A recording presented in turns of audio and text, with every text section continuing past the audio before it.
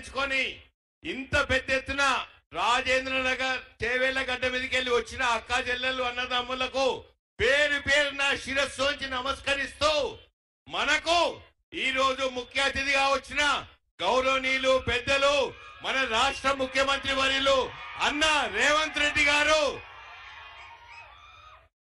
మన Parigi MLA Vikarabad DCC అధ్యక్షులు అన్న సోదరుడు గౌరవనీయులు రామ్మోహన్ రెడ్డి గారు, చెల్ల నరసింహారెడ్డి గారు, గౌరవనీయులు మనోహర్ రెడ్డి గారు, స్థానిక రాజేంద్ర నగర్ నియోజకవర్గ ఇన్ఛార్జ్ అన్న కస్తూరి నరేందర్ గారు, పెద్దలు గౌరవనీయులు వికారాబాద్ జిల్లా శాసనసభ్యులు పెద్దలు మన లెజిస్లేటివ్ అసెంబ్లీ స్పీకర్ గౌరవనీయులు ప్రసాద్ కుమార్ గారికి, భీం భరతనకు, షేర్లింగపల్లి నియోజకవర్గ ఇన్ఛార్జ్ జగదీష్ గౌడ్ గారికి, మహేశ్వరం నియోజకవర్గ ఇన్ఛార్జ్ పెద్దలు గౌరవనీయులు కేఎల్ఆర్ గారికి పేరు పేరున అందరికి నమస్కరిస్తూ వేదిక మీద అనిత హరినాథ్ రెడ్డి గారు ఉన్నారు, శారద గారు ఉన్నారు, సురేఖ గారు ఉన్నారు, అన్న పెద్దలు గౌరవనీయులు పెద్దలు జ్ఞానేశ్వర్ గారు, మన డైరీ డెవలప్మెంట్ కార్పొరేషన్ చైర్మన్ అన్న జ్ఞానేశ్వర్ గారు ఉన్నారు, నిజాముద్దీన్ గారు ఉన్నారు, వేదిక మీద పారిజాత నరసింహారెడ్డి గారు ఉన్నారు, సుజాత గారు ఉన్నారు, వేదిక మీద ఉన్న పేరు పేరున ప్రతి ఒక్కరికి ప్రీతం గారు అందరికీ నమస్కరిస్తున్నా. ఈ రోజు అప్పటికెళ్ళి మనం పాట వింటున్నాం. 3 రంగుల జెండా పట్టుకొని ఒంటరిగా బయలుదేరిన రేవంత్ అన్నకు ఆ రోజు ఒంటరిగా బయలుదేరి ఇంత పెద్ద కాంగ్రెస్ కుటుంబ సభ్యులను ఒక తాటి మీద తీసుకొచ్చి తెలంగాణ రాష్ట్ర పగ్గాలు చేపట్టిన తర్వాత వచ్చిన ఈ ఎలక్షన్లకు ఇంత పెద్ద కాంగ్రెస్ కుటుంబ సభ్యులు ఉండడం రేవంత్ అన్న ఆ రోజు మీ గుండెలో ధైర్యం నింపిండు. ఇవాళ మీరందరూ రేవంత్ అన్న గుండెల్లో ధైర్యం నింపి మేమున్నా మీతో మీరు నడవండి అన్న అంటున్నారు. చాలా చాలా సంతోషం. ఇక రాబోయే ఎలక్షన్స్, ఎంపీ ఎలక్షన్స్ చాలా క్లిష్టమైనవి, కీలకమైనవి. ఎందుకంటే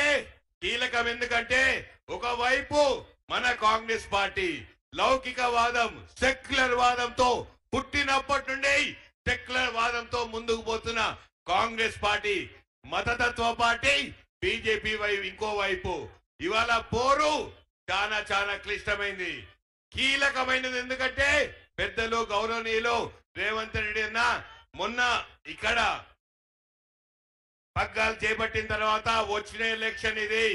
మనమందరం చేయి కలపాలి, చెయ్యిని బలపరచాలి.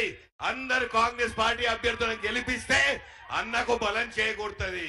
ఆ బలంతో ముందుకు పోతాడు. మనకు రావాల్సిన నిధులు మేము తీసుకొస్తాం.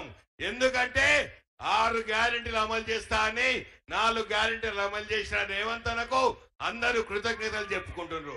ఇంకా మనకు రావాల్సిన నిధులు తీసుకొచ్చుకొని మనం ముందుకు పోదాం. దానికోసం మీరందరూ చేయి కలపాలి. ప్రతి ఒక్కరూ రాబోయే 15-20 రోజులు గడపకు పోండి, పొట్టు పెట్టండి.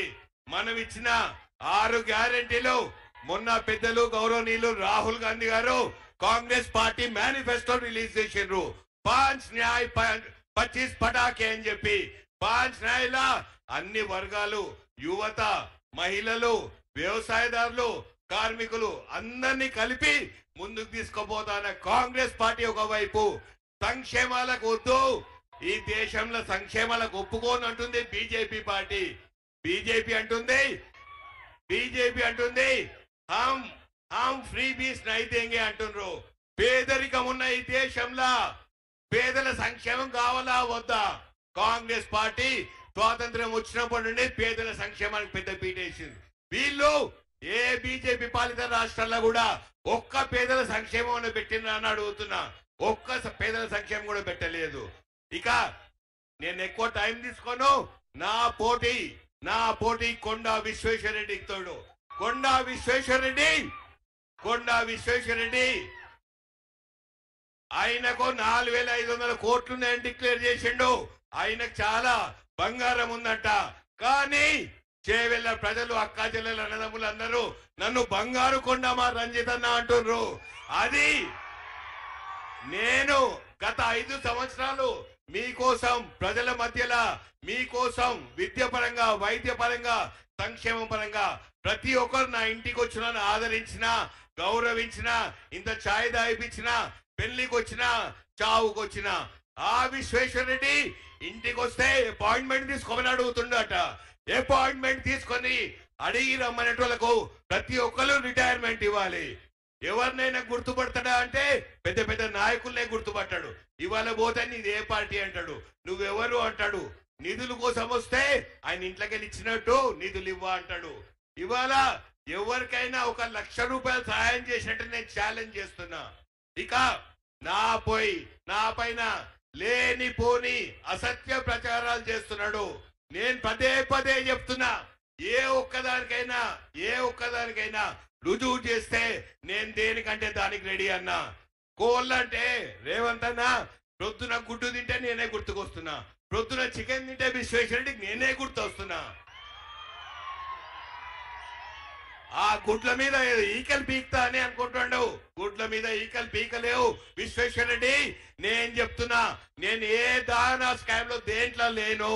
ఖబర్దార్ ఇంకోసారి చెప్తే ముఖ్యమంత్రి గారి ముందు చెప్తున్నా, నేను భూ కబ్జా చేసిన అంటుండు.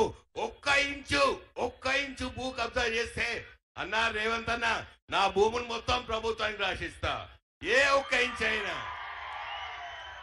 ఇక ఇప్పటికెళ్ళి ఎవరైనా ఏమైనా ప్రచారాలు చేస్తే నేను ఖబర్దార్ చెప్తున్నా, నేను 100% మీ మీద యాక్షన్ తీసుకుంటా. నేను రేవంత్ అన్నను రిక్వెస్ట్ చేస్తున్నా, ఇట్లాంటి అసత్య ప్రచారాలు సోషల్ మీడియాలో ఆపాలని నేను చెప్తున్నా. ఇవాళ ఈ అడ్డ మీద రేపు వస్తే రేపు రా, ఎల్లుండి వస్తే ఎల్లుండి రా, ఇంకోసారి మాత్రం నేను అవకాశం ఇవ్వ. దాని తర్వాత మాట్లాడితే ఖబర్దార్ అని చెప్తున్నా. ఇక అన్నకు టైం అవుతుంది, చాలా మాట్లాడేది ఉంది. నెక్స్ట్ మీటింగ్లలో మాట్లాడుకుంటా. మీరందరూ వచ్చే మే 13 ఎలక్షన్ల ప్రతి ఒక్కరు బయటికి రావాలి, అత్యధికంగా ఓట్లేయాలి, నన్ను ఆదరించాలి, హస్తం గుర్తు ఓటేయాలి, కాంగ్రెస్ పార్టీకి పగ్గాలు చేపట్టాలి, రాహుల్ గాంధీని ప్రధానమంత్రి చేయాలి. लास्ट मिनट, मेरा मुसलमान भाई बहनों को 75 साल हुआ आजादी आके, आज भी संविधान के बारे में हम बात कर रहे हैं. संविधान का रक्षा करना अपना फर्ज बनता. आप सब लोग मैं तेरा को बाहर आइए, फर्ज बनता बोल के आइए. इतने घंटे से इधर इंतजार कर रहे, उस दिन भी वोटिंग में बड़ी लाइन, नहीं तो भी बाई खड़े होके अपना ताकत क्या दिखाएंगे, अपना संविधान को बचाएंगे. पर सब लोग बाहर आना, सब लोग बाहर आके जितना वोटिंग परसेंटेज बढ़ा लिए तो हम अपने भविष्य के लिए, हमारा बच्चों के लिए हम देखभाल कर सकते. మన పిల్లల కోసం, మన పిల్లల భవిష్యత్తు కోసం, మన బతుకుల కోసం అందరం చేయి కలపాలని చెప్పుకుంటూ నాకు ఈ అవకాశం ఇచ్చిన ప్రతి ఒక్కరికి కృతజ్ఞతలు తెలుపుకుంటున్నా. జై కాంగ్రెస్.